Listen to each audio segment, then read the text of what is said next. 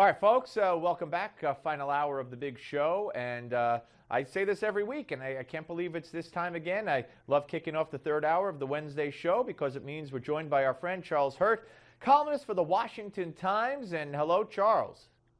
Hey, you know the other great thing about Wednesday? What? Is that's when you start actually getting to keep the money that you earn, that you've worked for all week long. Right. And, that's interesting because a lot of people and the media has gotten us to find this date somewhere near the middle of the year. But if you take it week by week, you're absolutely right. At some point on Wednesday, you start earning your money for the week. I have to do it week by week, Steve, because if I actually had to hold my breath until June, I honestly would become I would become a terrorist, I'm afraid. I think I would like strap dynamite on me and go into the nearest IRS office. Well, we know you're kidding, Charles. Of course I'm.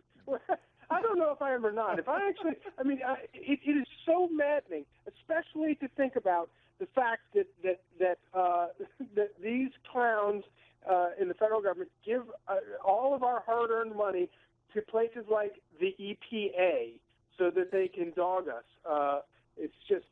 Really something's wrong here. It's good that you mentioned the EPA. You're becoming a TV radio segue person, and that's your great piece today, which, by the way, just came through. I've had it. Obviously, I saw it at WashingtonTimes.com, which everybody should do. But usually I look for it at about 6:40 in the morning, and it just came through in that manner about 5 minutes ago. So that must be my email or something. But nonetheless, maybe the government NSA had held it up a little bit. Well, anyway, you write about the story of Andy Johnson, a welder from Wyoming, and his family, and what the EPA is doing to him. And of course, he's not alone, and they're not alone. This is a horrific story. They're being fined to the tune of $75,000 a day for daring to do what they are doing. And why don't you tell the story as you put it forth in your great column today? Well, of course, for most of us, most Americans don't have that much of an interaction with the EPA every day. But of course, if you live out in rural America, if you're a farmer, then you do have a lot of interaction with the EPA because they come in and they do things like what they've done to the Johnson family. They built a pond on a creek in order to improve the land, in order to provide an oasis for wildlife and for ducks and geese, and so that their little children, and they stocked it with fish for their little children to catch, and all these are wonderful positive things. In fact, for the first part of the 1900s, and go back into the 1800s, the federal government would do anything. They would actually pay people to build ponds because ponds are that beneficial in terms of controlling runoff and in terms of actually being able to store water. But in the last several decades, the EPA, the government, has determined that no, in fact, we don't want ponds anymore, and they go after people. And literally, they use drones and satellites to monitor where people, if people have dammed up water to make a pond, and they will come after you. And I know there are stories where the people have been fined tens of thousands of dollars. Farmers who are simply trying to store up the water they need in order to, water their crops or water their dairy cattle, and they will come after you. And whether or not the EPA actually winds up levying that $75,000 a day fine on this family, the idea that this agency would choose to bully and threaten this family like this, it's terrifying.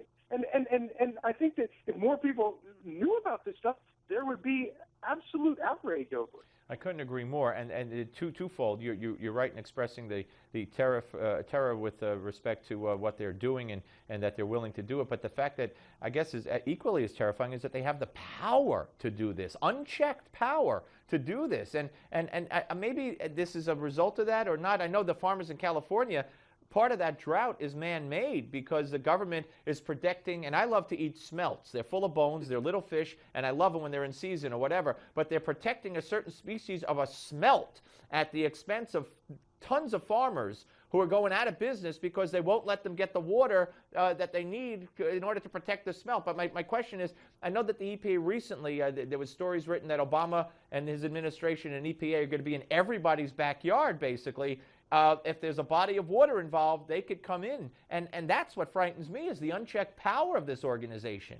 Yeah, it's just terrifying. And of course, the notion, first of all, the idea that somehow ponds are suddenly bad is there's never been any sort of explanation for that.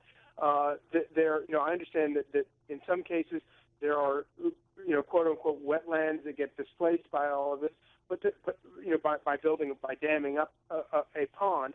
But you're right. It's the absolute unchecked power, and the notion that bureaucrats in the federal government somehow care more about the land or are better stewards of the land than, say, a farmer who,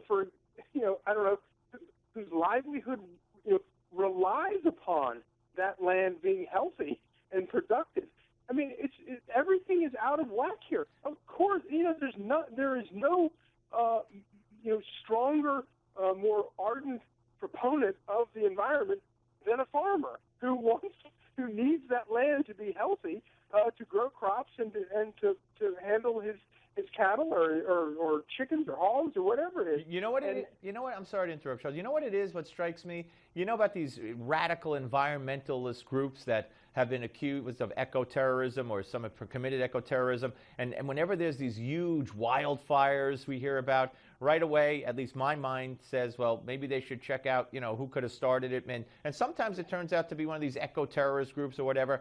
And I'm thinking these people, some of them, have taken a different route and have wound up, in government, in the EPA or high level, low level or whatever. And they are willing to, I don't know, they just are so against anything. They're fanatical. Right.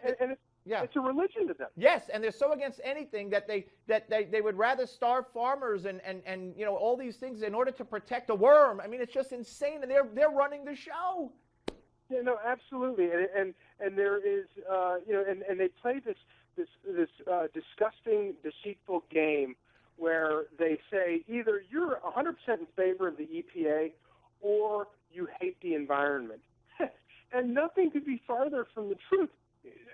The vast majority of Americans love the environment, especially people that, live out in rural areas where they have, 10, 12 acres of land. Well, Charles, you know for years Republicans have had their own secret stash of air and water. Their kids drink from it and breathe from it. They don't care about other people's air and water. I mean, that's been such a fallacy for so long. It's insane. It is totally insane. It's frightening. And kudos to you for writing about it, because you are going to make a lot of people aware of it. You have already, that ordinarily would not have known it. And you lead me into my next point. I want to talk to you about this.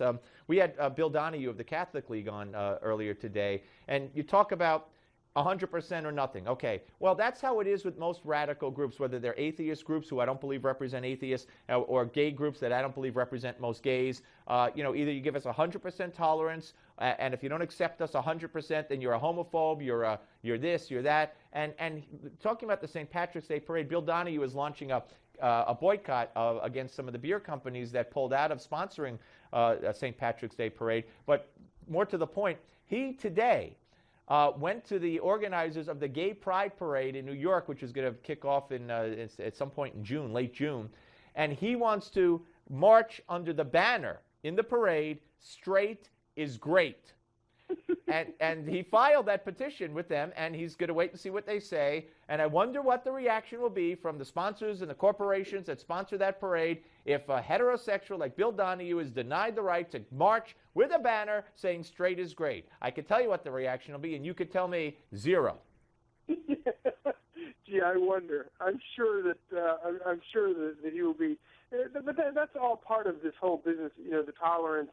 There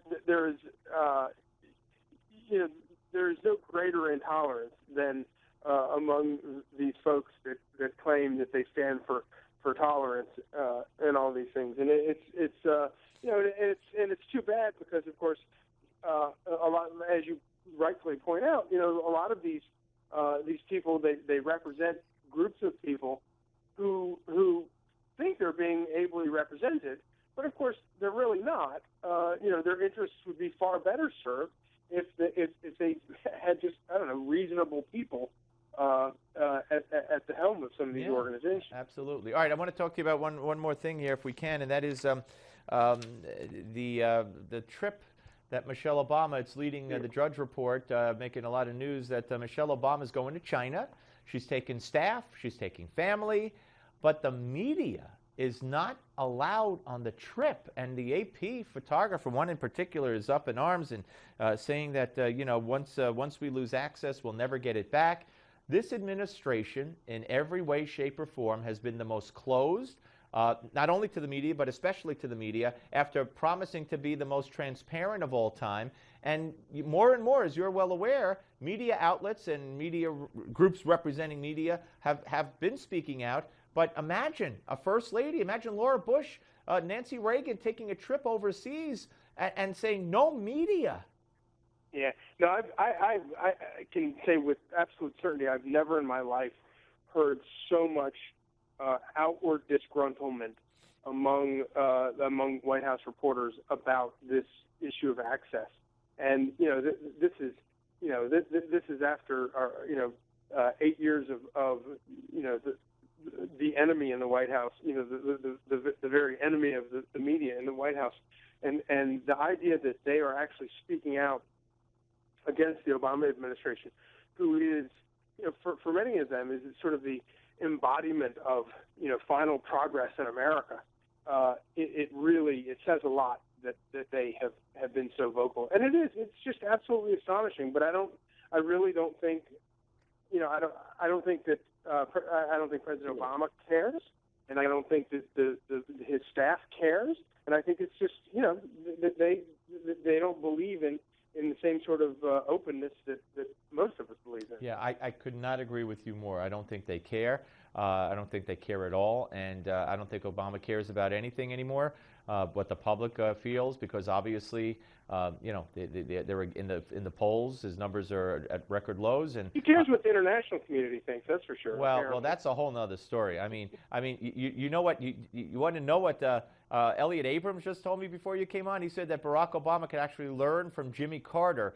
When the way Carter reacted after the Russians invaded Afghanistan. I said, in your wildest dreams, did you ever think a couple of years ago you would ever utter the words that another president could learn from what Jimmy Carter did? He said, never in a million years.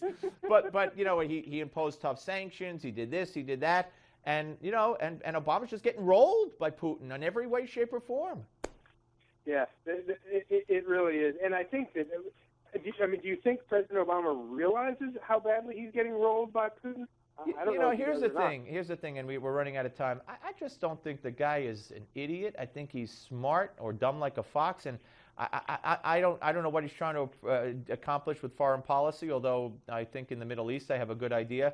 But I think every policy he has that we think is failing, I think in his mind it's working towards what his end is and his means are. And I fear for the future of this country. But hey, Charles, great to talk to you, sir. Great column, folks. Check it out at WashingtonTimes.com. Charles Hurt, thank you, sir. Thank you, Steve. All right, folks, always look forward to talking to Charles. When we come back, one more time for the panel. That's right, the panel is back. Peter Morisi will rejoin us, as will Ron Christie, right here. Final hour of the Steve Malzberg Show on Newsmax Television. The Steve Malzberg Show.